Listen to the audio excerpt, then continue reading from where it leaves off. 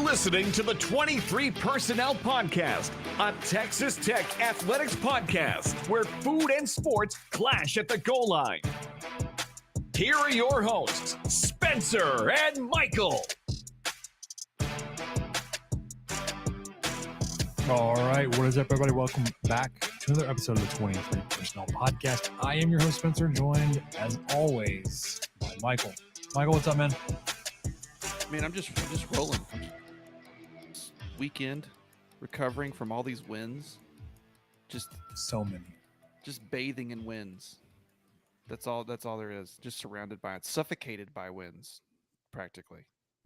Texas Tech went something like 6-0 over the weekend. I believe it. Maybe 7-0. 8. Also depends on how you count the Red Black Series victories. Tag those on Texas Tech's winning those games. Absolutely, they are 2-0 on the season. Started off. I don't know how far you want to go back. Thursday, with some Lady Raider basketball. No, that was on Friday. That was game. There's nothing on Thursday. Maybe it was volleyball versus West. Well, Virginia. volleyball was on Friday too. Oh, well then, who played on Thursday? I don't know. Somebody played on Thursday. Texas Tech basketball last week. The men played on Football. Wednesday. Yeah. Wednesday, there were those matches on Friday. Women's basketball, volleyball, and soccer. And Yes. then football on Saturday. Men's basketball on Sunday. I think there's another Lady Raider game in there Lady somewhere. Raiders played Monday night and won. Monday night. There you go. Yeah. And the Red and Black Series fall baseball series started on Monday. Just beautiful. So it's been a lot of winning this weekend for Red Raiders. Typical Tech. Just because you said typical, I'm sure people are keeping up with A&M firing Fisher. Yes. Just thought about how typical it was, just the hubris of those down in College Station. I hesitate to call them brethren, just fellow Texans. Even that feels weird to claim them. To fully guarantee that man's contract, and then to fire him, and then to pay essentially what he was already guaranteed again, to not coach. I mean, God love them. They are a bunch of freaking idiots down there. I don't know how this is legal at this point. I feel like there's this much money and it's a public institution and people can cry from which coffer it comes from. Well, it's not from the PUF. It's from from the athletics fund. And it's like, well, okay, but the school is still getting billions from the PUF that they don't have to use to fund athletics. So yeah, whatever. I mean, it's just kind of, it doesn't matter which pot it's coming from, but it's just so wild to me to have a public university have this type of debt to one person, and then eventually his entire staff, which is just going to be a fraction of that. I saw a tweet. It was at Reddit CFB today, and it said something like, there's rumors that Chip Kelly's going to get fired, and now that Jimbo Fisher's fired, they should create a podcast and call it Fish and Chips. And then every episode will just be sponsored by roughly how much Texas A&M paid him during the time it took to record that episode. So this episode brought to you by Texas A&M University. Yeah. With a generous $20,000 donation in the last 45 minutes. Appreciate it. No, I think it's less than that, because I think I saw he's making like $26,000 a day from A&M, which again is ridiculous. I understand that. That's $26K a day to not work somewhere because he wasn't good enough. This sounds like one of those fake YouTube comments where someone's like, bad. It's just those bots when someone gets on a YouTube channel and there's a popular video and it's just, I make $130K per day doing the job that I love so much. Okay. All right. Yeah. Jimbo bot. Jimbot. Jimbot. This No, it's just insane to and to have apparently made that decision on Thursday and then for them to before just roll on oh Saturday. to Also, destroy a conference opponent. I saw this thrown out there too. Just the audacity to have the 12th Man Foundation present that $100 million check at the game at halftime. Like, this will be going to Jimbo officially, Yeah, we essentially. might as well. I don't know Go why ahead and we're sign handing it it to over. you. Is Jimbo in halftime? I mean, It was like let's get him back out. I think it was like $160 million check. So Yeah, like not even half of it, just gone. But like also, that's the kind of money they're just playing around with down there. I wish the memo on the check was something a little bit more interesting, like fresh start, fresh start 2024. Could start sooner than that if you as we were prepping for the podcast, looking for our man Stats of War to update his game preview graphics. He's been heavily involved with the Deion Sanders rumors. Ah, Um, and a lot of people have asked Sanders already about this. And Parker at Stats of Wars, like he's like quote tweeting all the things coming out from Sanders and his camp, and basically saying that's not a denial.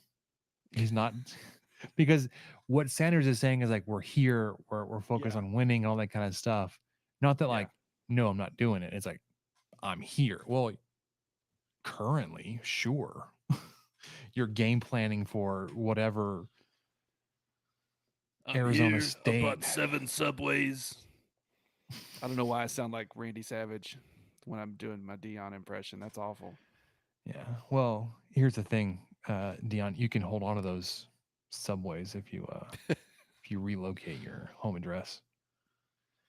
But also, it just brought up the thought. I don't know why we're spending so much time thinking about Texas A&M. Like, okay, sure, you went after Jimbo Fisher, and it was kind of a weird move at the time. But like, who are you going after now? Like, I who know. is available or in the realm of possibility, which is everybody to them, but like, who? Well, and I didn't. I say this.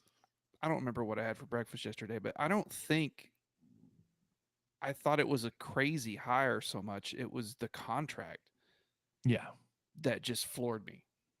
And you know just the assumption and the declarations and oh well we have Jimbo, so here come the national championships. It's just how this works. how And many did he it's win at Florida State? One, maybe. yeah, how many did he win?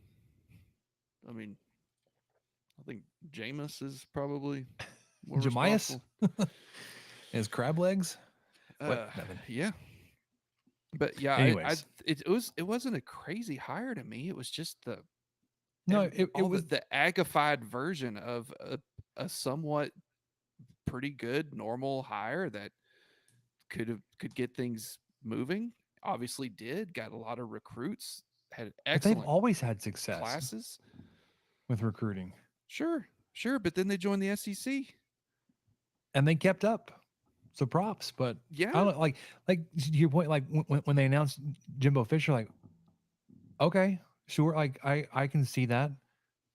I mean, I don't know if I would have done that, but then like, oh, you fully guaranteed his contract, you dumbass. Wow, there's no incentive now for him to win. they should have they should have guaranteed his contract in some form of crypto that's probably now defunct. Hey, Oh, sorry. Hey, whoops. hey, we're back. My bad. Um, but yeah, like Put it on I don't Celsius even coin. This was all on Celsius coin. This was going through the roof, and rock it's coin. gone. um, yeah, like I've not been paying attention. So I guess Sanders is an actual like maybe you can kind of bank on that and like actually have a program with means behind it to like literally let him do whatever the heck he wants to do. Beyond that, like could he bring his Louis, Is Louis Baggage from Colorado? Could they transfer again? I don't know, man. I expect him to not be at Colorado for. I mean, what, 2 years? Yeah. I pictured him at Colorado 2 or 3 at the most, but going to A&M after year one was not something I would predict. Who knows? Who knows though? He might like being back down in Texas. He might like he's about to go through his first winter in Denver. Just be like, hey, forget that, guys. Yeah, like you know what? It's hard to. Well, Let me actually, get back it's to not his South first one. Texas. It's not his first one because there was footage of him last year driving his exotic hypercar in the snow. Of course. Because I think he got there right, in the middle of winter. So it's not his first winter. That's true. He's been there, but I don't know, man. Anything could happen. I love that Cliff Kingsbury's name is getting thrown around. Someone on Twitter had a theory that basically Cliff's agent just reached out to some of the sports guys and said, "Hey, just put Cliff's name in just kind of circulate it. Just kind of put it at the end of this tweet. Just get it out there." See how that works out, how it's received. Yeah, but I like the aspect. Bring of him that. home. Bring him home. Who did that? Reed, one of our Picador friends, did that. Yeah, good times. Sent that this week. I had no idea. We have a lot of text.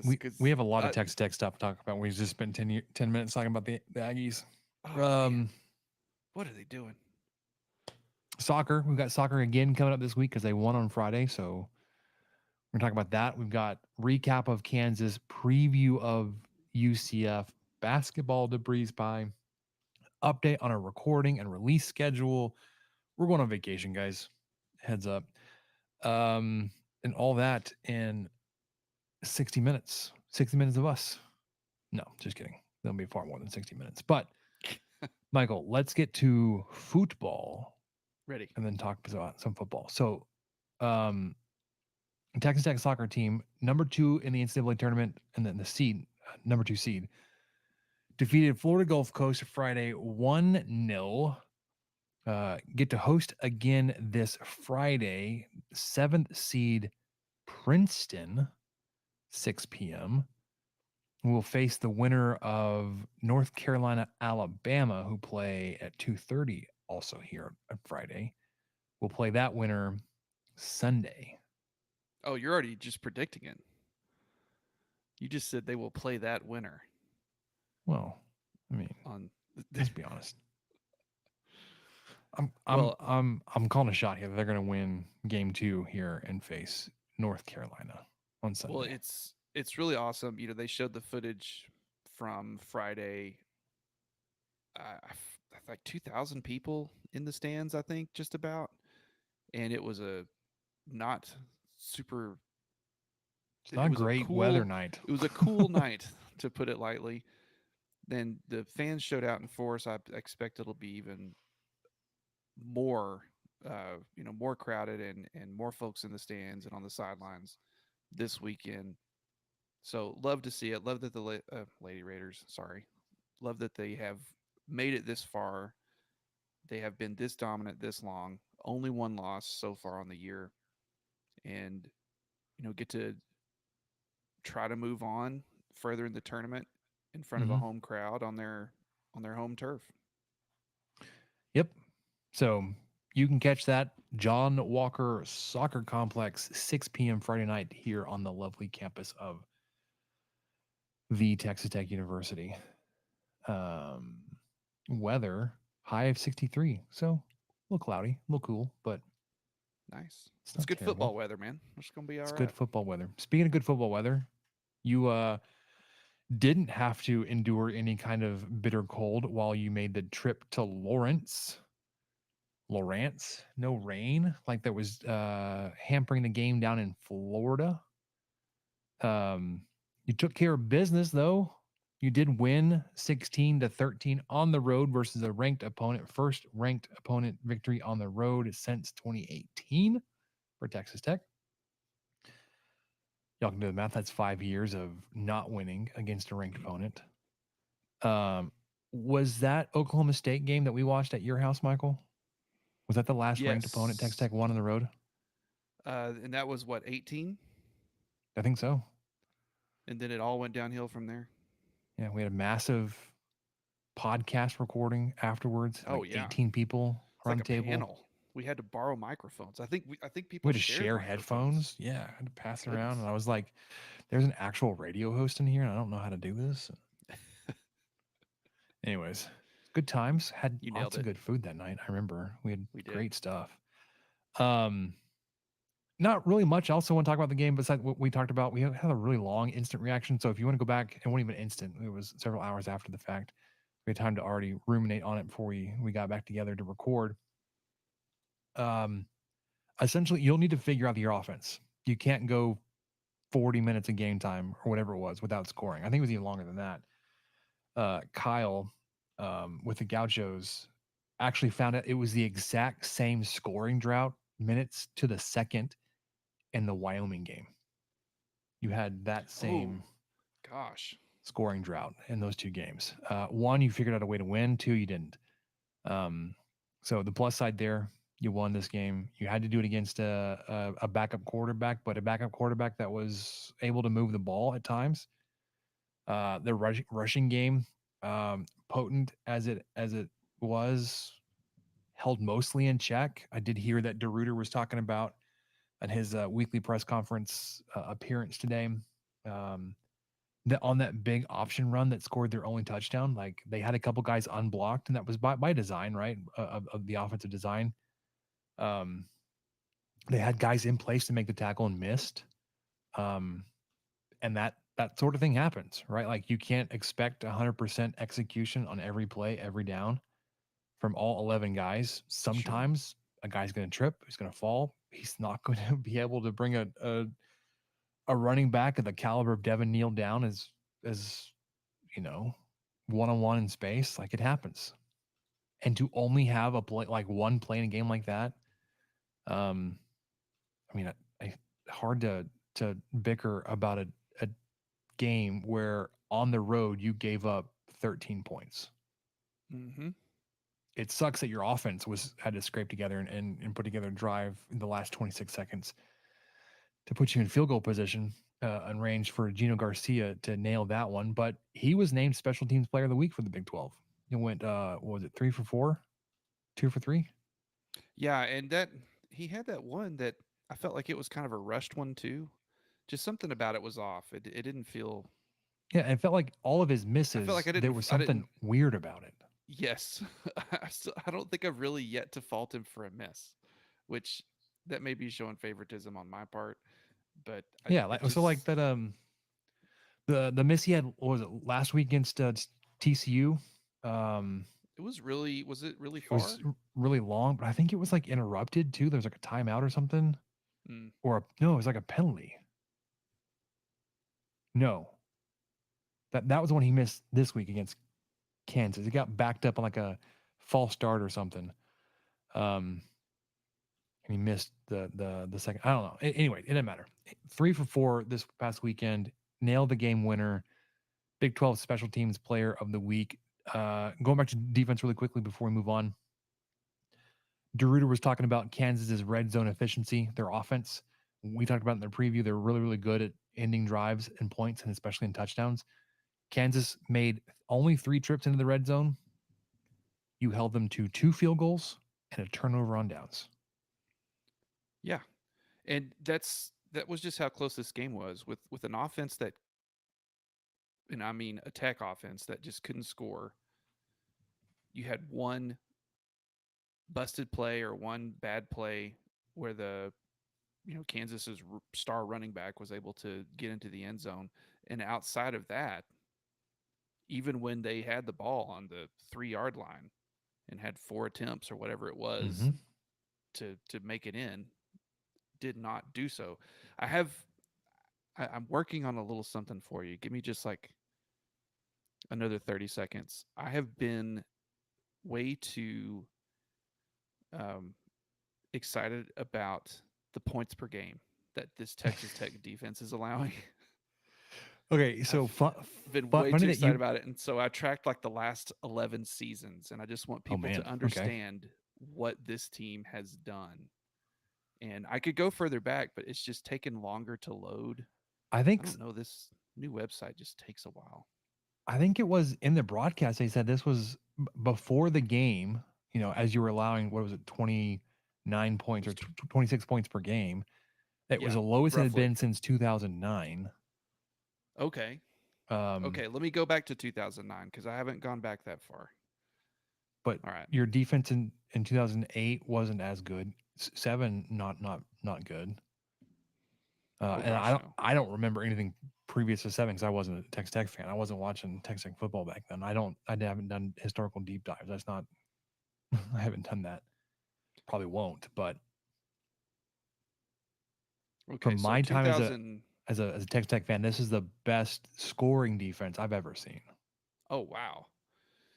I did not remember 2009 being that good. The So defense was especially like it was better than you would have thought. 2009 allowed 23.2 points per game. So right now, Texas Tech is allowing 24.4. So that is still in about as recent history as I'm willing to go down. That's about as good as it's been for probably some people's lifetimes. And let's see, 2008 was 26.9. So still nothing to sneeze at. All right, sorry, Spencer. I'm a completionist here, so I've got to go. I've got to do 2010, 11, and 12, and then I'll share my findings. So if they said on the broadcast this is the lowest it's been since 2009, that's going to be my benchmark. But there are some really bad years in here, guys, and we lived through a lot of them. What was it like 2016? We were giving up something like 40 a game. You gave up over 40 3 years in a row, Spencer. Oh my gosh. 3 in a row, and that is not an exaggeration. Um, okay, I'm almost there. This website, I swear, since they switched over all of the university websites over the summer, it's just been slow as molasses. 39.3. Okay, one more, and then I will actually start talking about these points. So, 2008, as mentioned, 26.9 points per game. Fantastic. In 2009, 23.2. Probably the best of the last 30 years. I don't know. I haven't gone back that far. 2010, that's Tuberville's first season. That jumped up a little bit to 32 points per game. The Because you next tried to run a season, 3-4 without the guys to do it. yeah.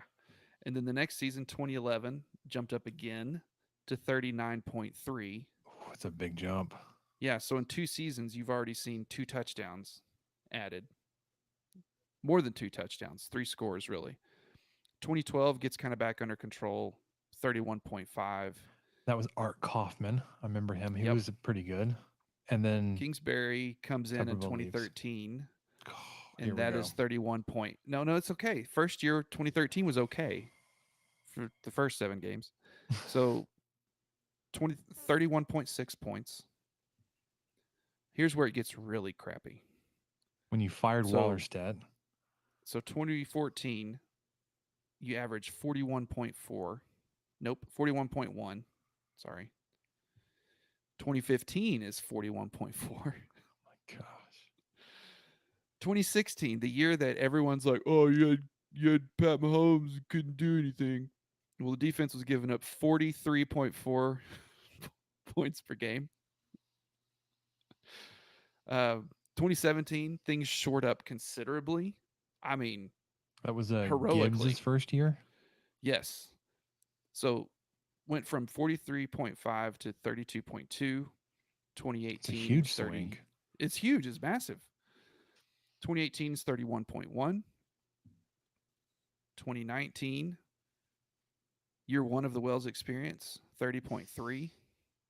And I remember thinking like probably with how bad we've been burned with Kings, like, if we can just get a defense to allow 30 points a game, Yeah. we'll be Yes. in. We'll be in it. Yes. 2020 COVID year, I'm counting it, whatever, 36.7. 2021, the Wells Cumbie show, 30.2. Last year, 29.2. And then right now, 24.4, which is really maddening to, to be only allowing 24.4 points per game and then have lost 5 of them. Yeah. Yeah. Yeah. And offense, I should have looked at both of them. So offense, Like scoring offense over the years. yeah, 29.1 right now is where Tech is. So I That's went down this 10-minute tangent. Sorry, Spencer. I know you no, you're didn't good. know I was going to do that. I didn't really either, but I've just been enamored by this number. It's just so incredible. It's historic what this defense is doing. Yeah. Absolutely. Maybe since Southwest Conference days or something. Back when teams weren't scoring this many points anyways. Yeah. Aside from '09, which was an awesome blip on the radar, a 9-win season. Super disruptive front that year. I remember that. And you had some very talented defensive backs, talented and opportunistic defensive backs. Mm-hmm. You had Brandon Sharp and Daniel Howard as your ends. I think combined they had something like 16 or 17 sacks. If not more. Maybe Sharp had more. Hold on. Brandon.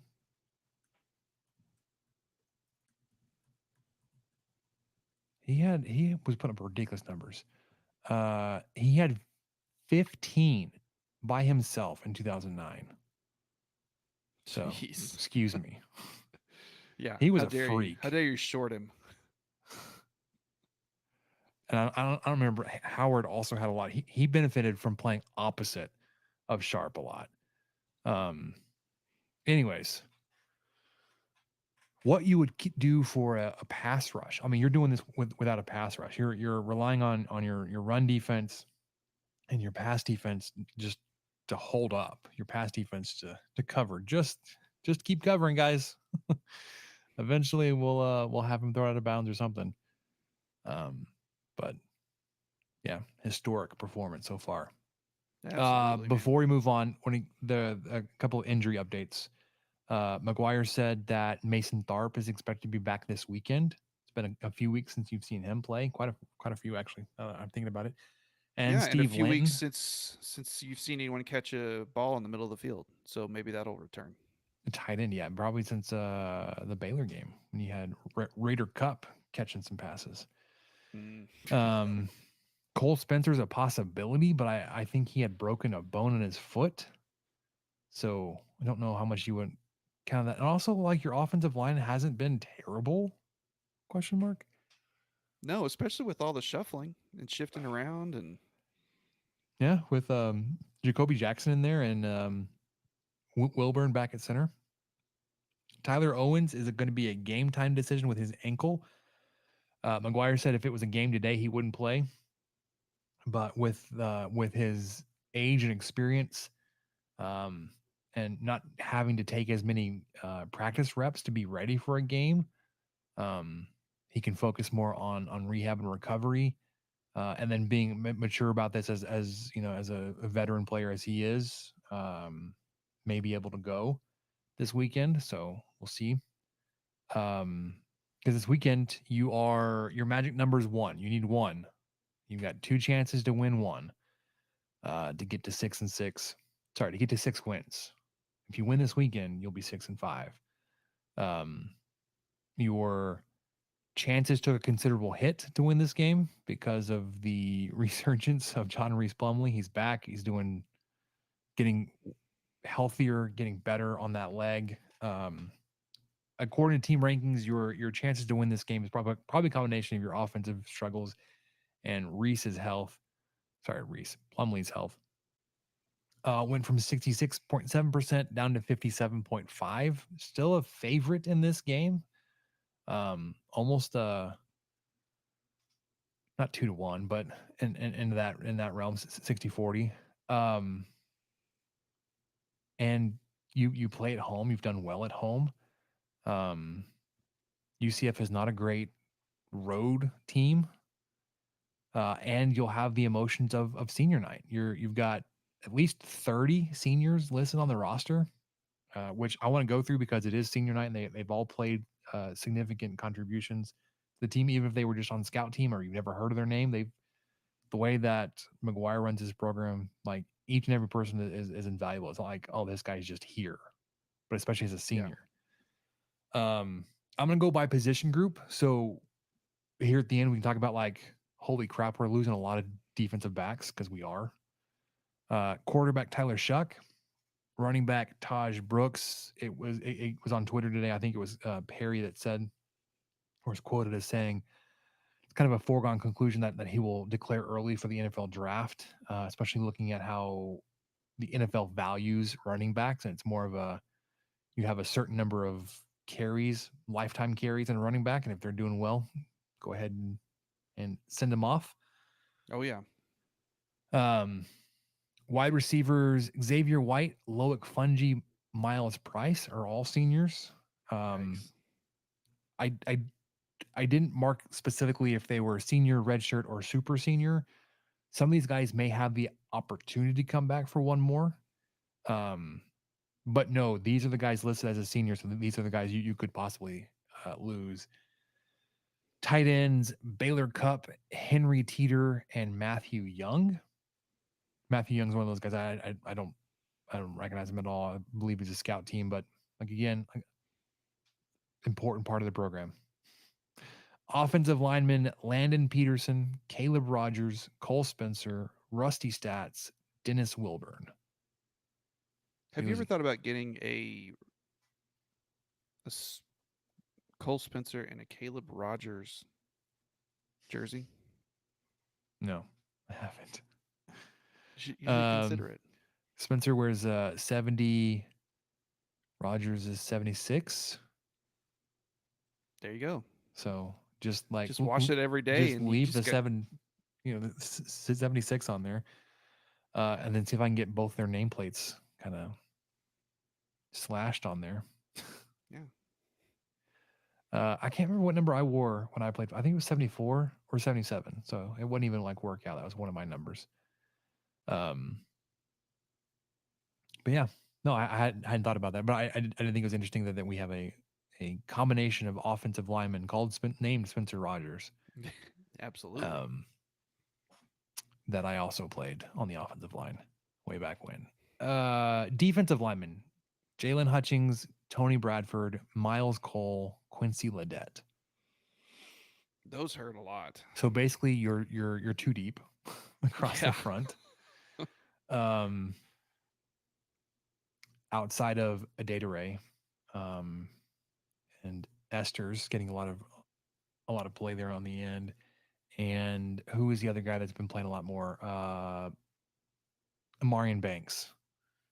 He's been getting some play, but linebackers Bryce Robinson, Tyreek Matthews, Steve Linton, Josiah Pierre. All four of those guys have contributed. Tyreek Matthews primarily on special teams, but I think even he got into some game reps. Defensive backs, man, this is where it's gonna hurt next year. You're gonna find a lot of guys, and you probably are. You've been trying to cover some of this with the way that you've been playing guys. You've also had help with with injuries, unfortunately, kind of pressing guys into action this year. But defensive backs, Braylon Lux, Cameron Watts, Rayshad Williams, Dadrian Taylor Demerson, Tyler Owens are all going to be exhausting their eligibility this season.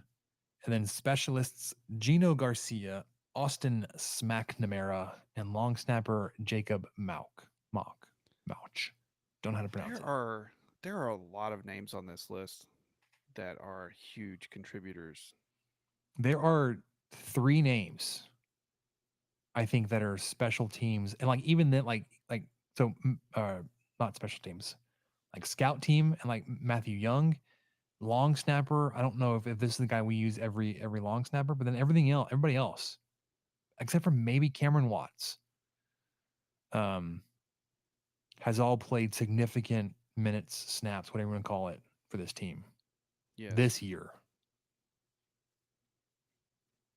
So We're gonna see what the young kids are made of next year, for possibly. sure. And like you said, there's a chance a good portion of the names you just read may have another year left that they want to use. I don't know how many more years we're gonna see the super senior hang around. Like I guess it technically could be 2 more years. You could have super seniors on your roster. I guess, yeah. If they redshirted in 2020, Get all I the way guess up to you could. 26, 25 maybe. So yeah, we'll have to see how they are reloaded behind them. Obviously, love the direction the recruiting has gone under McGuire since he got here. The guys he recruited have been definitely fast. I know that was kind of thrown around a lot last week when the comments came out about how fast Jason Bean was, but the recruiting classes have been historically fast. And then see how they can develop and produce next year and moving forward. But right now we got a football game to win this week, Michael. Yes. S&P Plus 40th ranked Texas Tech taking on S&P Plus 41st ranked UCF. Go ahead and pencil in that victory for Texas Tech as they are the SP Plus winners here. Remain to not be the best 5-loss team in the country, which I'm okay with. I'd rather not pick up any more losses, but at 40th, TCU is still holding a lead on Texas Tech at 37, and then they have 6 losses. And Wisconsin with 5 at 38. This game this weekend, though, 4 p.m., which you and I both reacted on Twitter like, what? What are we doing? What, 4 p.m.? I don't think I've ever seen a 4 p.m. kick before. Yeah, I listened to the Gauchos this week, and apparently Collier went back as far as 1999, and I think that was the last time. No, I think he went. Rob said it right, and I'm going to screw it up, but I think he went as far back as 1999 and didn't see a 4 p.m. home kick. I think this could be one of very few, especially in the modern era. But I I kind of, since I'm actually going to the game, so I kind of don't hate it for that aspect, because then, hey, I'm an older chap now. I get home at 9 o'clock, including, if the game lasts 4 hours and it takes me an hour to get home to my car and all that kind of stuff. Hey, that's not bad. But it is just kind of strange. It's a weird way to stagger it. I guess it makes sense, but it's just kind of in that no man's land where, everything's usually 2:30 or 3, and then 6:30 or 7 or whatever, Mm-hmm. and then you've got this one. So Right in the middle. probably no one's going to watch the beginning of it except for Tech fans, Tech and UCF fans. No one's going to watch the end And of it. well, I mean, the only people who watch the end would be someone like me, who on Saturday I will search through my score app and I will just find the game that's the closest and closest to the end.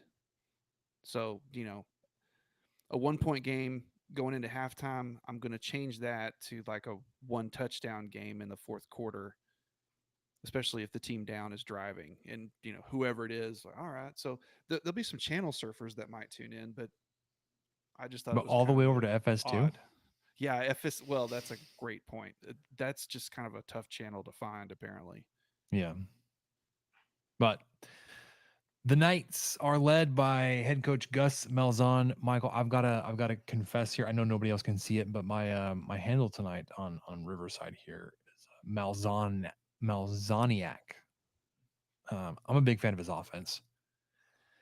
Going back to the NCAA 14 video game days when I still played that game, that Malzahn Auburn offense, because he was an Auburn way back then, was my favorite to run. So Malzahniak, is that a term that you just came up with? Yeah, for sure. I made it up. He's a Could you 13 trademark and that? Put it on a sweater? a big fat head sign that like, if I were going to the game, I would carry. It's like I'm a Malzahniak, but I'm a Texas Tech fan, but I'm a You would Malzahniak. be treated so well. He's 13-10.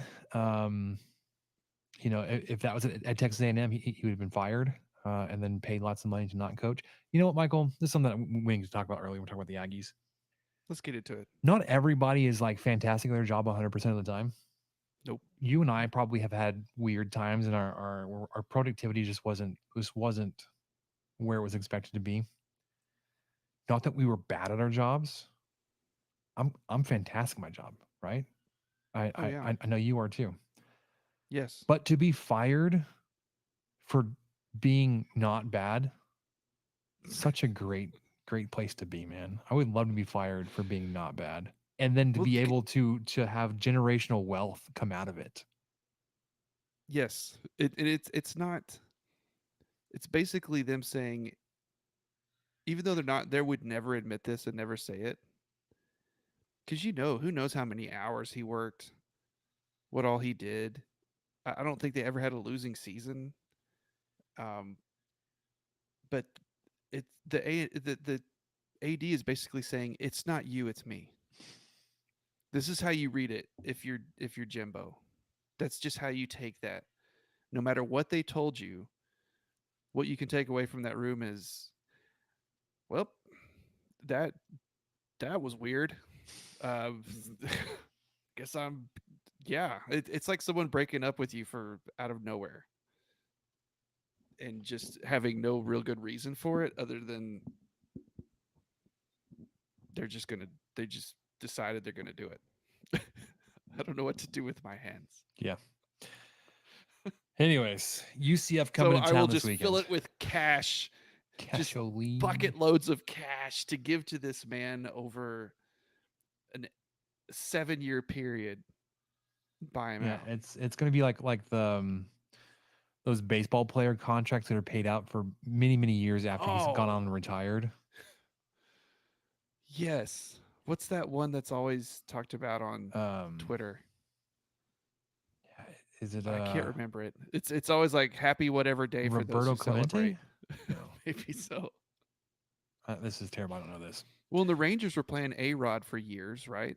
Yeah, we were paying Shin-Soo Choo for a while Oh, that's right. because he had just a Yes. ridiculous contract. Yes. Um, But that's pro sports. It's kind of like, well, signed up for it. Yeah, yeah, it doesn't seem, these are all adults. It has no connection to higher learning funded by the state of Texas oil money and coming out of or West and or Texas, oil money from the Permian. Yeah. It has no connection to that whatsoever, aside which from probably a lot of the oil people do run Texas sports teams eventually. and I'm sure because they would get more money, like they get more money out of it now than if it were split the other way around, like if it was split evenly between all the public institutions. But even A&M is shafted by the puff. Like, was it like 1/3, 2/3, or like even like 1/4, 3/4 to Texas? It's something like that, yeah. Like, I saw it where like Texas is getting like billions from the puff fund this year, and A&M's getting like hundreds of millions, like magnitudes more money. All right, well, way off the rails. UCF. God, stupid Aggies. 5-5 on the season, 2-5 in Big 12 play. Notched their second Big 12 victory this weekend in a monsoon. Oklahoma State couldn't figure out what to do. Basically packed it in at halftime. It was 24-0 at the half, and that was all. That's all she wrote. They cruised a 45-3 win. Their other victory, other Big 12 win, was at Cincinnati. So they got a new Big 12 win, and they got a legacy Big 12 win. They are a fascinating offense. I've already said this, but they're 27th in the country in S&P plus, SP plus. Texas Tech defense is 50th. They're led again on the field by John Reese Plumlee, fifth-year senior, 6', 200 guy. 106 of 168, so 63% completion percentage, 1,570 yards, 11 touchdowns to 7 interceptions. So there's opportunity there. He hasn't played. He missed several games there in the middle when they were losing games, like the big loss to Baylor. Golly, their backup was terrible. They lost Was that the big. one he got knocked out on? No, No. I think he got knocked out against Kansas State, Okay. Okay. which was it was a 2-score game at the end of that one. But they gave up a 28-point lead to Baylor. They lost big to Kansas. Weird, close game at Oklahoma. Then a 2-score game versus West Virginia.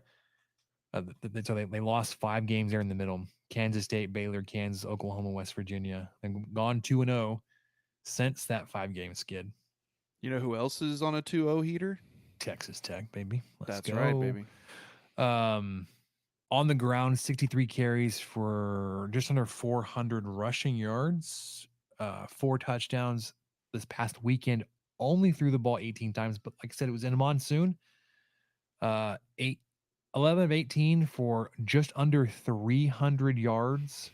So the completions were going a mile, 3 touchdowns and a sack. Which again, like it seems like the pass attempts were affected by the rain, but not the yards. 14 carries, 76 yards, with a long of 17. Their rushing game, Michael, is a thing to behold. It's a blend. If you look at the Kansas State and Kansas's offense on a spectrum of quarterback option style running game, it fits between them, right? So you've got like more of a quarterback power type system with Kansas State and more of an option system with Kansas. UCF is going to fall in the middle there between those two. Like you will have some design quarterback run and power stuff, but it's going to be a lot of option because they've got fantastic running backs, but their entire rushing offense is ranked 3rd in the country behind Liberty and a service academy. They are 5th in yards per carry at 5.7 yards per carry. They are led by redshirt senior RJ Harvey. It's kind of a smaller dude, 5'9", but 200 pounds. Already eclipsed 1,000 yards in the season, 170 carries for 1,134 yards, 6.4 yards per carry, 12 touchdowns. He picked up 214 yards this past weekend alone on 24 carries, which is 8.5 yards per carry, 3 touchdowns. Did have a 92-yarder in there. But Michael, you found out that even without the 92-yarder, he ran for almost 5.5 yards a carry. Yeah. Yeah. I didn't want anyone to skew. Well, yeah, he had the 8.6 yards, but it's because of that. Well, sure. If you take that out, it's still 5.3. So every other handoff, he was getting a first down. So with his 1,134 yards, he is 26 yards behind our Taj Brooks, but Brooks has done it on 56 more carries than Harvey. So Harvey's got 170 carries. Brooks has 226. Brooks has 8 touchdowns. Harvey's got 12. Brooks is averaging still 5.33 yards per carry. When it's not Harvey, it's Johnny Richardson, another senior, even smaller guy, 5'7", 170, 78 carries for 512 yards, 518 yards. Man, what is it to have a productive backup? 6.5 yards a carry and just 1 touchdown. So between those 3 guys that are contributing almost 2,000 yards on the ground, your rush defense, which has been really good, going to have their hands full. But when Plumlee drops back to pass, your pass defense is going to have to hold up, man, because they are led by a couple of bombers. Javon Baker, 6'1", 210, 37 carries, 790 yards, good for 21.5 yards a catch, which is wild. 10 games in, 5 touchdowns. Opposite him is Kobe Hudson, 6'1", 200. 31 catches, 703 yards, which is good for almost 23 yards per catch, 7 touchdowns. It really is those two guys. The next guy on the list has just 200 receiving yards. So the top two guys have 700 and 800. Guy number 3 has 200. A couple of questions. Like, what's it like to have a couple of go-to tall wide receivers, and is this what an offense looks like with two guys, like you said, 10 games in, over 30 catches in, averaging over 20 yards a catch? Is this what it looks like to establish the run? Maybe If because when you finally throw the ball, it's like, oh crap. your leading receiver so far this season is Jerron Bradley with 35 catches. So he's up there with Javon Baker, 423 yards. So almost exactly half. Well, yeah, and he probably got Most of those 3 of this those past catches weekend. this week. Yeah, on the 90 last drive. 90 something yards on that last drive, it feels like. Yeah. Maybe so over 100. I'm not sure. with that successful ground game, their offense is good at keeping themselves on the field. They are tied for 8th in the whole country in third down conversion percentage. So we talked about how good Kansas was last week. UCF is better. Almost 50% of their third downs are being converted to first. They are tied for 64th or middle of the country here in terms of red zone scoring percentage, 84.5%. So in 39 trips on the season, they have scored 33 times, 27 touchdowns of 33 scores, 6 field goals.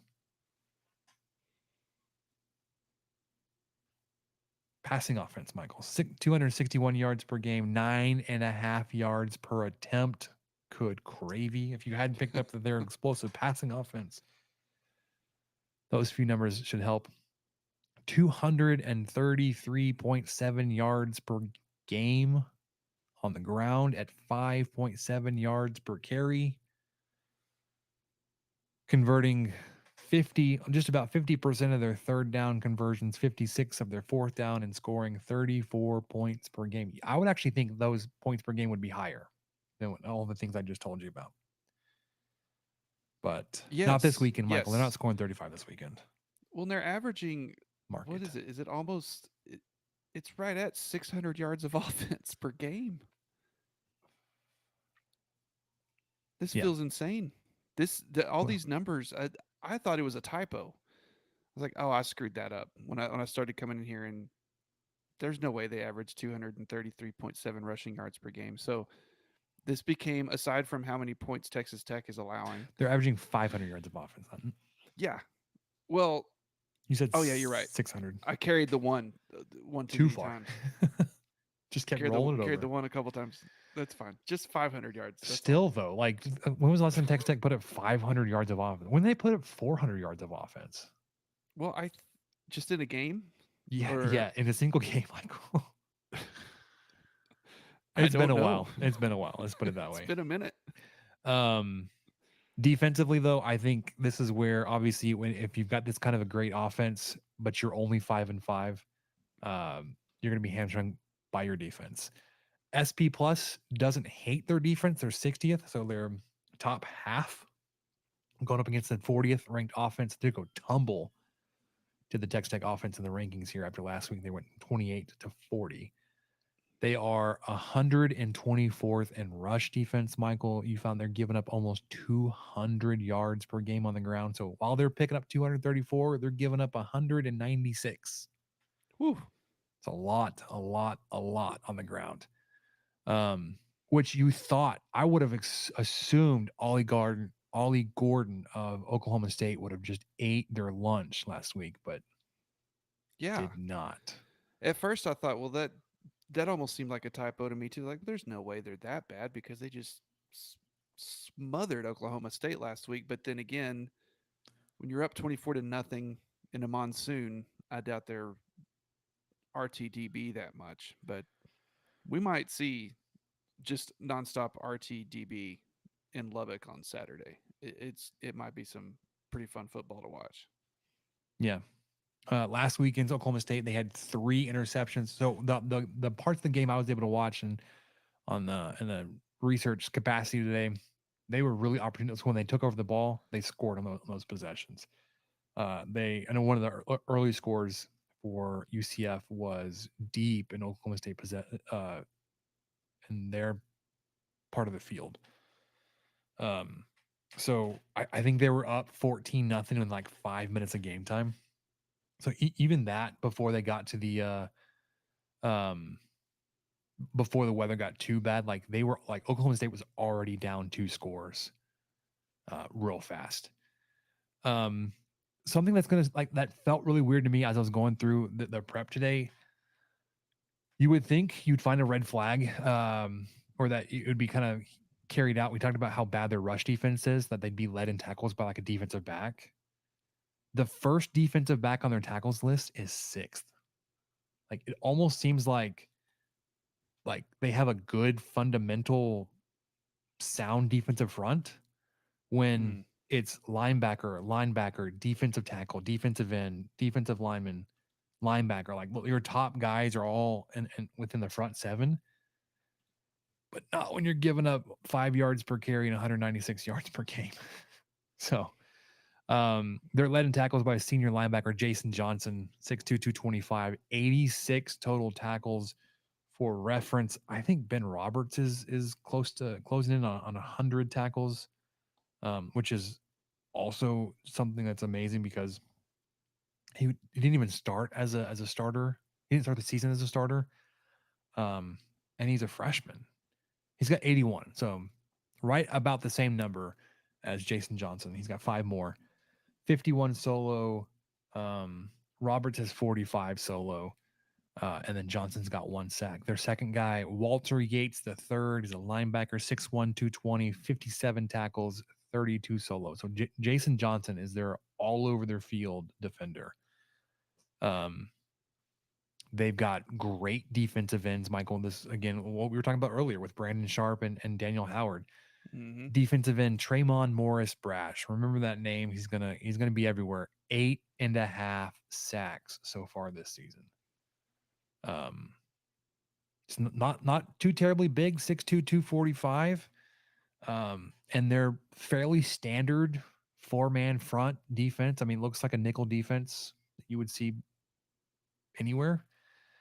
But he's disruptive. And then on the opposite side, Malachi Lawrence, big dude, 6'4", 270 for defensive end, 6.5 sacks. So between the two of them, they've got 15 sacks. The rest of the team combines for 9. And then they've got 9 interceptions. Their pass defense, I don't know if it's because their rush defense is so bad. Their pass defense gives up 205 yards per game at just about 7 yards per attempt. So not bad.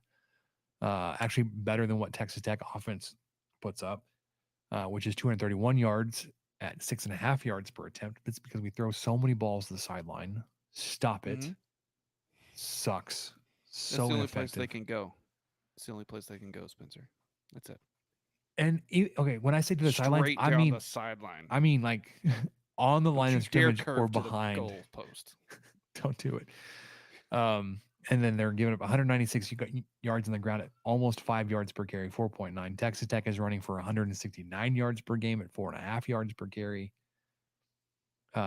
Allowing teams to convert 42% of third downs and allowing teams to score about 27 points per game. Texas Tech is scoring 29 points per game. So yeah, I did that list recently. So this season and the 15 before it, Texas Tech has allowed below 30 points 4 times. mm-hmm. And I wonder how many times they have scored below 30 points per game in that stretch, because it might be less. I need to go back and find that. This is my Super Bowl today. Just so frustrating to have a defense do what they're doing, and then the offense is just, I don't know. Maybe we'll get 30 points per game. Who knows? So looking at we didn't get the full stats of war game preview, but he did release the opponent adjusted success rate that I wanted to share. If you haven't seen it, XY graph, like the further up you are vertically on the list, the better your defense is. The further to the right, the better your offense is. Offensively, as much as I just talked about how great UCF's offense is, almost like Texas Tech and UCF are almost aligned on the offensive success rate, opponent adjusted. But where there's a huge gap is defensive success rate, where Texas Tech is more on the positive side, where you're performing in a positive fashion, and UCF is way negative. So if you look at the XY where the intersect where like average on both, UCF is just a tick to the right, better than average offense. Texas Tech is close to average offense, but Texas Tech is 2 orders above the line on defensive success. UCF is 2 orders below the line at defensive success. So to me, that tells me as long as things continue to play out the way they were, and Plumlee just doesn't eat your lunch, which running quarterbacks have always eaten Texas Tech's lunch. It's not even the DeRuyter thing. That your defense is better than their defense. And that could be the difference in the game. Ironically enough, Michael, in between these two teams, we talked about like games you shouldn't have lost and games that you just destroyed the opponent. Baylor and BYU actually pretty close to the middle point between Texas Tech and UCF. That's how bad their defense is. Kansas, just for in terms of having something to compare to, Kansas and Houston about the same as UCF defensively. So just keep those in mind. Those are some good things because Tech was able to, score pretty easily on Houston, at least. And it looked like you were going that direction against Kansas too, and then something changed. Right, and the Houston was at home, so that whatever that entails. And it was a healthy Baron Morton that entire game, correct? Against Houston? Yes, I think so. What? No, it would have been that would have been Shuck. Shuck didn't go down until West Virginia. Oh, it was Houston, then West Virginia, wasn't it? Yes. Okay. My bad. Football schedule, just so I'm not like losing my mind, which is possible. It's been a long season, man. Oregon, Tarleton. Nope, West Virginia was first. Okay, I kind of thought so. West Virginia was game 4. But I didn't believe myself enough to argue. Yeah. So West Virginia on September 23rd, Houston September 30th. But you did win 49-28. But Morton was hurt in the West Virginia game. So you still haven't seen him a fully healthy Morton. There are times when he's like, oh, there's Morton of old, but like stretches in the game against Kansas, you're like, he can't lift his arm, he can't make that throw.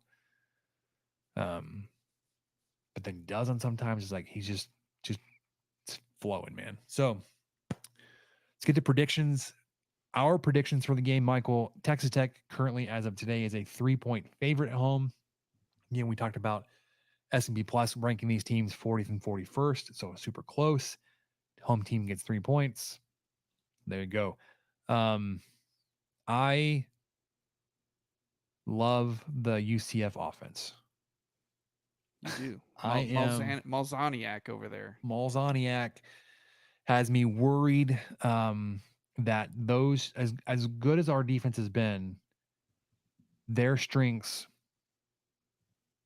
have, like, their rushing strength aligns with our strength on defense, but they are also really dang good at explosive pass plays. I'm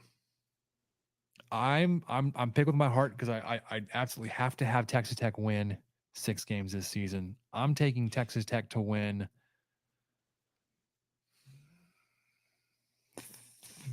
a close one, 31-27, which I is hitting the under, which would be a surprise for these two teams. But I thought you were going to hit the over last week, so who knows? well, I had Texas Tech winning the, or excuse me, losing the last 2 weeks. That's my Yeah, you did. genius Pink Raider. on show. Yes, but I, I'm tempted to do it again for the reverse jinx. I don't know, but I like this matchup too much, and I'm like you. I really want to get to that 6 wins before they go to Austin.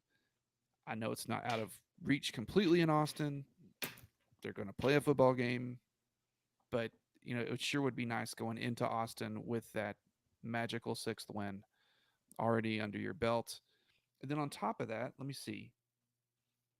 Not only would it be 6 wins, as far as Big 12 standings, that would guarantee a Texas Tech winning record in the Big 12, which would be only the third time this has happened since 2009, Mm-hmm. and the second time was last year. Yep, you are currently 4-3. Yeah. In Big 12 play, which is wild to me with how the season started. So getting this one would put you at 5-3. With worst case scenario, you finish 5-4. I mean, there's just no way you could finish with a losing Big 12 season. So I really like the sound of that, and I'm going to predict Tech to win with a lower scoring game, a little bit lower scoring game than you, because of history. I just think we're going to run out of time because there's just going to be everybody's just going to be running the ball so much. You're just going to look up, and you won't even have time to finish your blue plate special that you got on the way home to watch the game. It's going to be like 4:45, and halftime's about to start. And then Tech's going to end up winning. Well, let's go 24-19.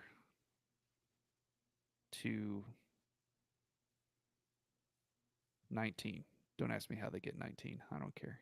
It just sounds fun. All right. Looking ahead at this. One more thing, Spencer. Yes. I went back to my Super Bowl. So, as you were expertly dissecting the success rate graph, I went It back really is a through great. and- Like, you have to see it. Okay, it's on Stats Award Twitter. Parker Fleming from today. So Go ahead. it was great. You painted a beautiful picture. I was tabulating offensive points per game from 2008 until now. And I'm just going to note a few of them. Let's see. 2010, Tuberville's first year, you both allowed and scored exactly 32 points per game, 32.00 on both things. The year of the greatest disparities, 2008, no real surprise there. As we talked earlier, 26.9 allowed on defense, 44.8 per game on offense. So there was a nice little 18-point disparity there. On the opposite end, 2014 was actually the worst. Yeah, you were like 4-8 that year, weren't you? Yes. Yes, because that was after the Holiday Bowl. So Tech allowed 41.1, but then only scored 30.7. And then what's maddening is during the Mahomes years in 15, going back to it again, Tech allowed 41.4, but scored 47.3. Golly. The highest in this entire stretch. And then the next year, allowed 43.5, scored 43.7. Just unreal. So back to what I was trying to get to this whole time. The last time Texas Tech scored this low on offense was the COVID year. And it was exactly the same number, 29.1 points per game. which was also the last time over this stretch back to '08 that this offense has scored less than 30 points per game. Not great. And this is one of your higher disparities because of how well the defense is. A Mhm. disparity in the right direction, a positive disparity, as opposed to negative, like in 2020 and in 2014 and in 2011. So not great, as we've all known, but not really sure what to do about it now, except move forward. So that's what I'll try to do. Sorry, man. I just had to bring that up one more time, and I just kind of wanted to give a shout out to the 2008 team, as well as, my goodness, that 2015 and 16 offense. It's just like a crazy outlier just out there in the middle of nowhere, So averaging 30 good, something, 30 something, 30 something, 47, 43, 30 something, 30 something. Now 29. but still have losing records in both of those years. Yep.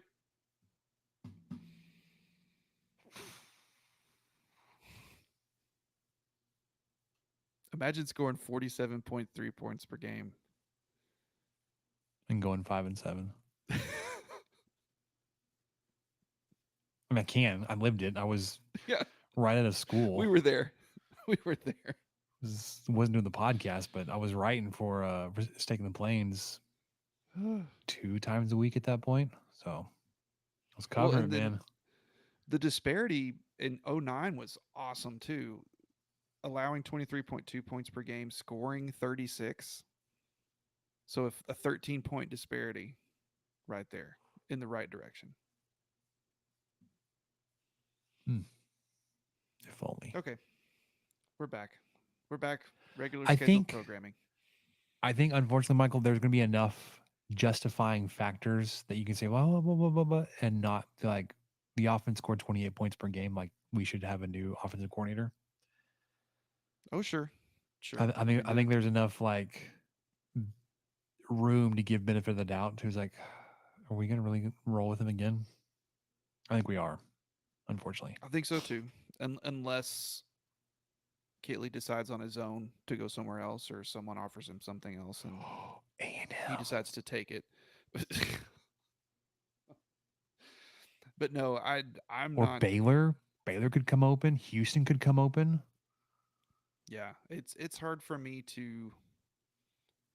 Yes, it's easier for me to focus on the points per game, or 5 losses, but 5 losses, and it's that was before November started. Good lord.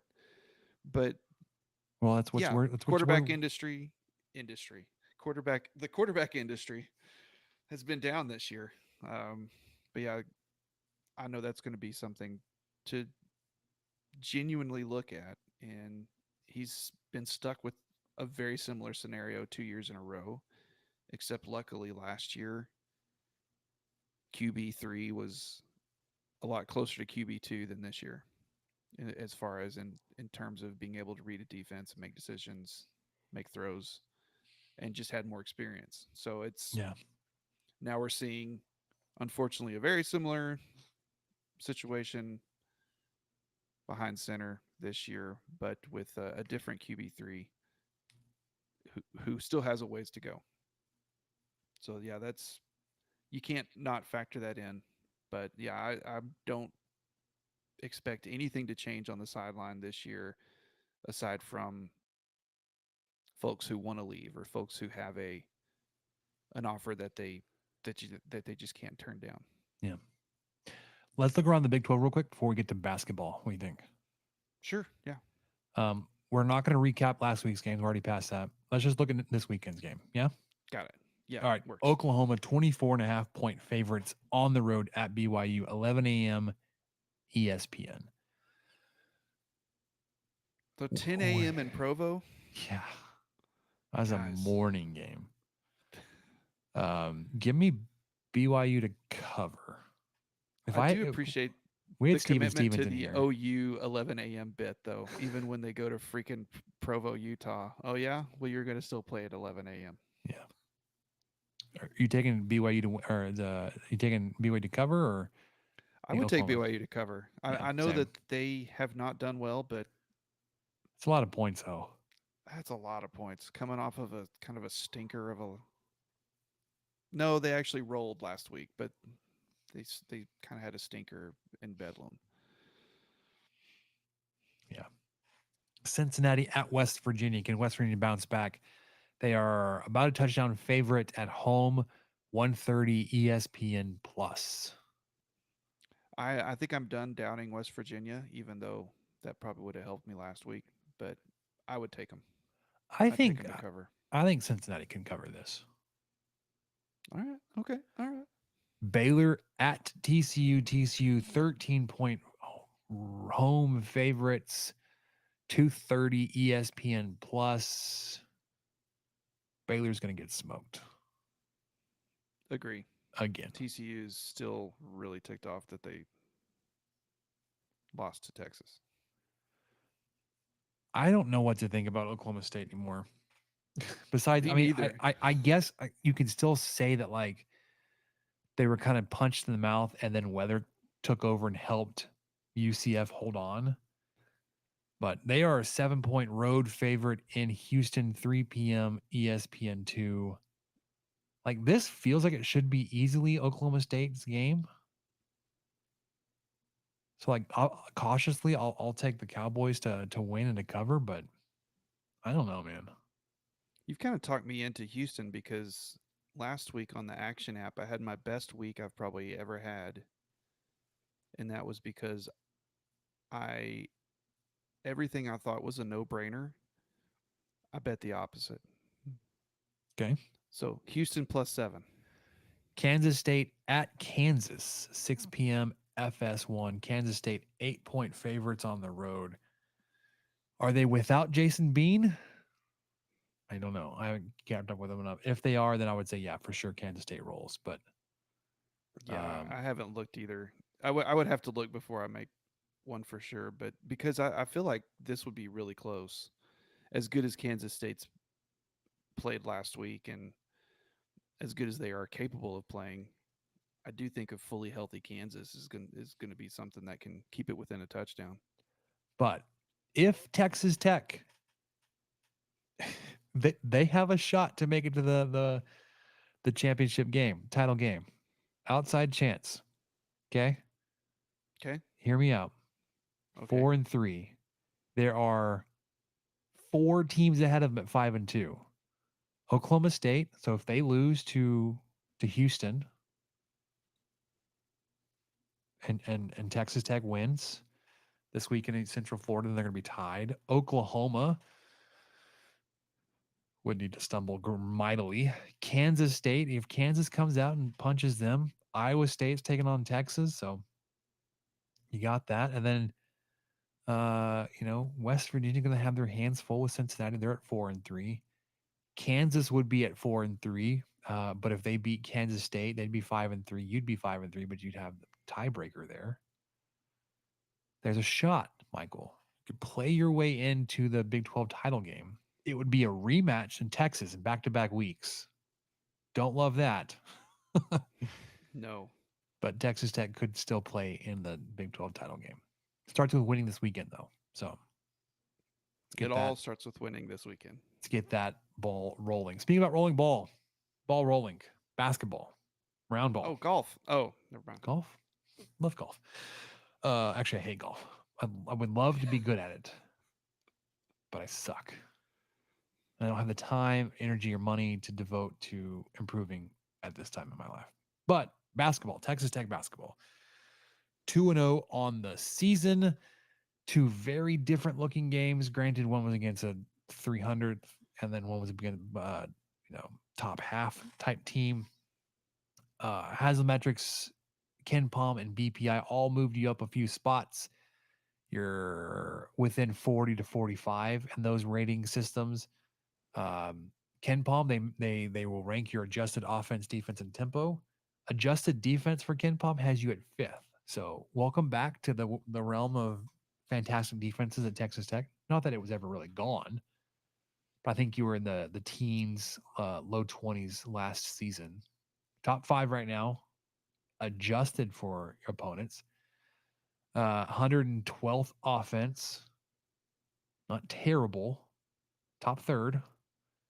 But then here's the thing that I think everybody's gonna have their problem with, and you're like, well, you're gonna give them, gotta give them time. It's only been 2 games. Well, then you gotta throw the other ratings out too. If it's only been 2 games, and you can't count anything.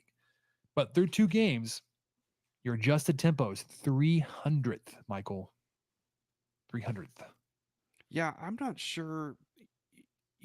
We saw a lot of things in that exhibition game, I didn't see them because I wasn't physically there. That was the only way to see it. But there were, forgot what it was, Spencer, maybe 30 fast break points, Something like that. Yeah. 28, something crazy like that. And that has not continued.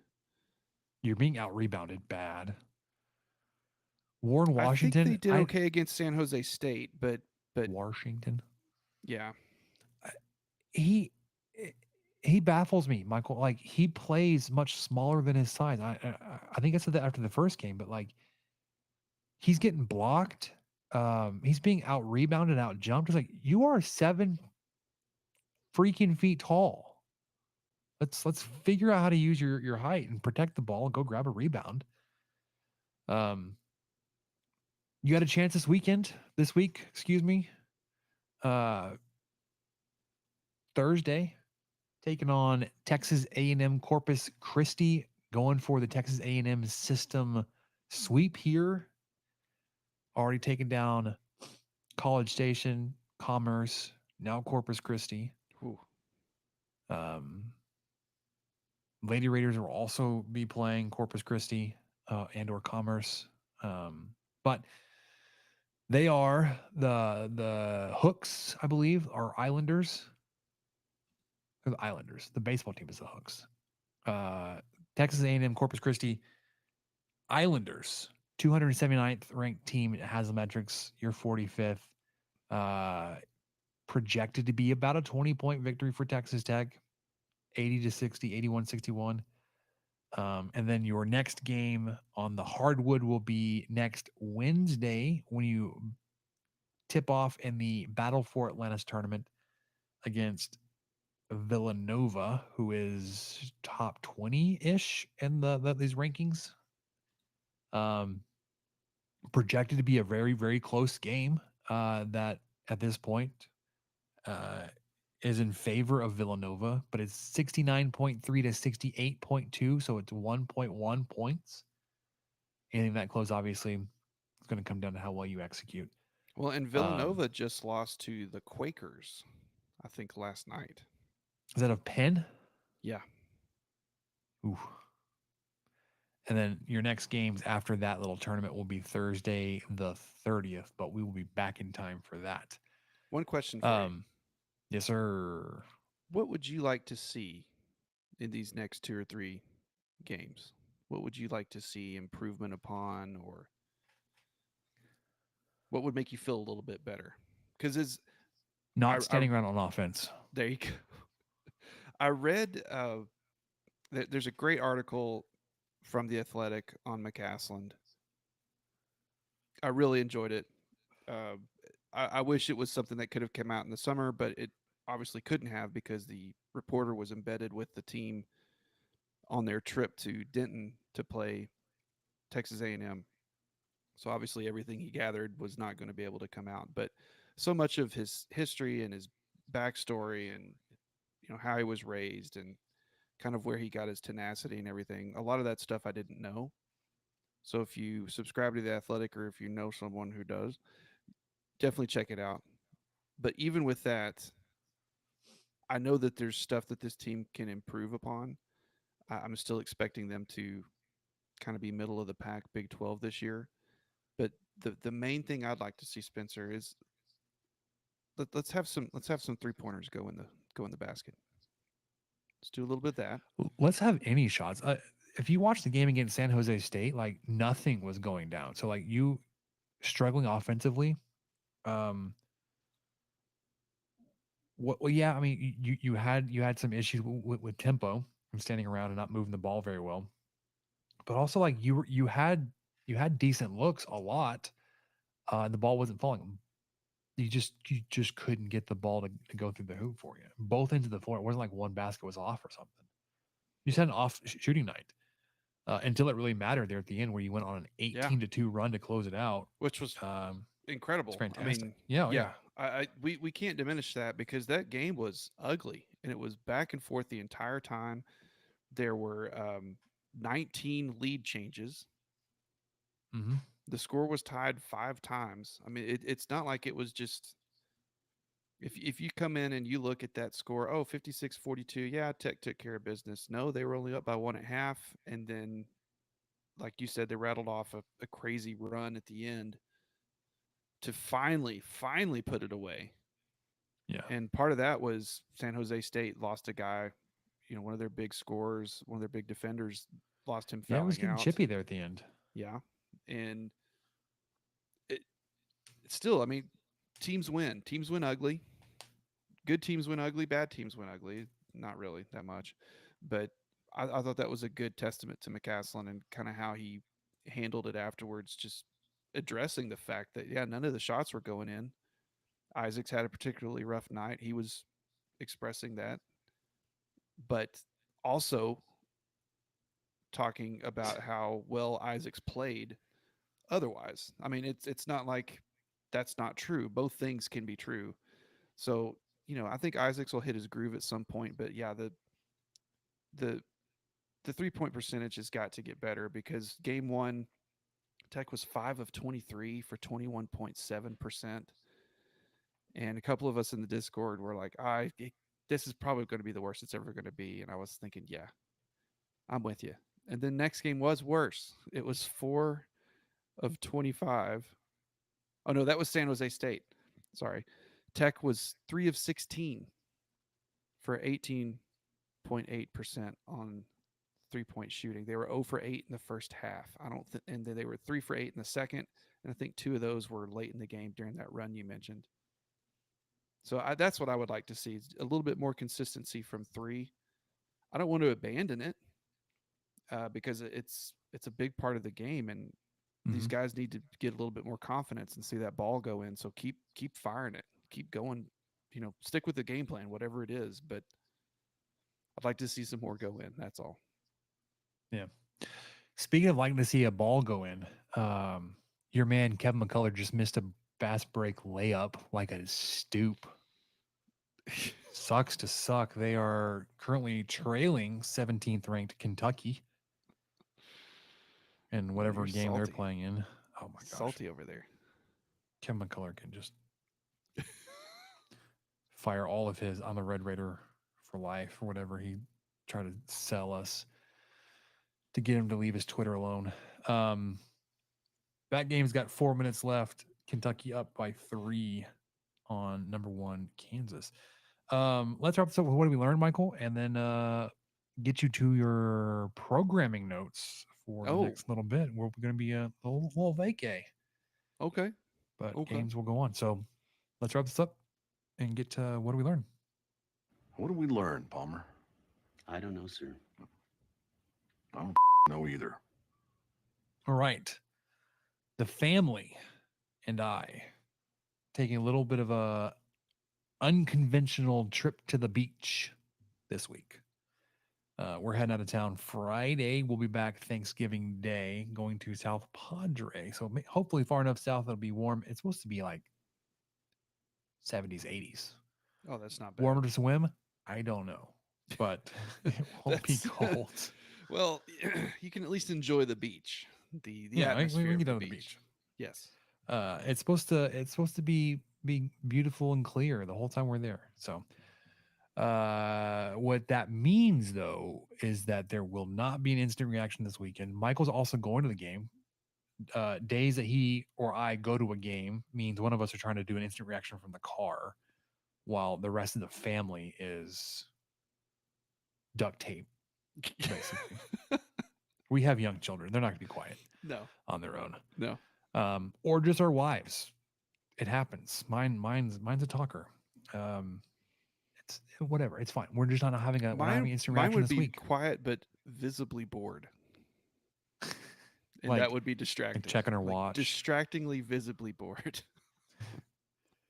The game is early enough. Like, well, can we didn't eat enough snacks in the stadium. We need to go catch a late dinner. Like, what are we doing, Michael? Let's go. Tell Spencer to shut up. He's at the beach. Anyways, I hear no the instant reaction. seagulls. What's he doing? That's a duck. No instant reaction, and also because I won't be back until Thursday, no preview for Texas. Sorry, fam. But we will be back in time to watch the game and do an instant reaction on Friday. So we'll be back after this week, this episode. We're going to have essentially a week and a half off. We'll miss 2 of our regular scheduled episodes. We'll be back for instant reaction versus Texas. So keep that in your back pocket. Know that that's where we're at. Kicking it up on the beach or at the game, enjoying a Texas Tech victory. Michael, what did you learn? I am during this hiatus. As you mentioned, I will be at the UCF football game. I have secured the tickets, and we plan on going as a family to see the Lady Raiders take on UTSA, which I believe is next Monday. Since the kids are out of school, I think the tip-off's at 6, and really looking forward to that. Hoping that works out. Hoping everyone in our household is healthy. That's always something you've got to hope for this time of year. Which buying UCF tickets was even a gamble a little earlier this week. My wife's not feeling so hot, so hopefully she'll bounce back by Saturday. We'll see. But anyway, really excited about that. So the next time we record, of course, we'll be doing the instant reaction after the Texas game, so we'll focus on that. But I'd like to kind of reflect my thoughts on Texas Tech's new game day experience and looking forward to the LEDs and all that jazz. And then also looking forward to the Lady Raiders game. Those have been a lot of fun to watch from home this season. Looks like a pretty explosive offense. I mean, missing Bryn Gerlich is huge, I think, but these girls will be able to figure it out. And Shavers have been Yeah. really kicking tail, buddy. They really What have. am I to call you bud for? That's Hey weird. man, hey bro, hey dude.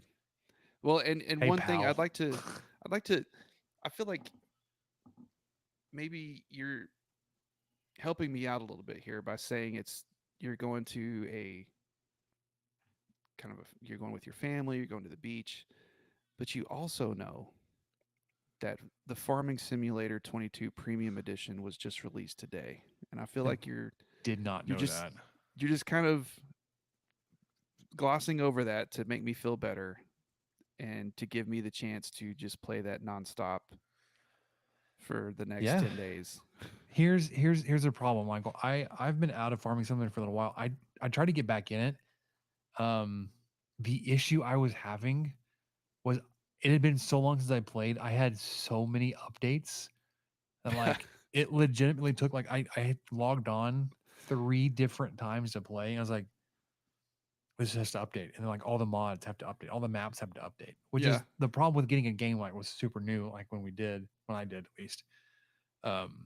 Everything was so new, like you didn't have anything. And now there's a bunch of mods out there. So I haven't had a lot of time after the updates have been completed. Kentucky's just like Kansas shoot lights out from 3. They just back to back. Now they're within 2.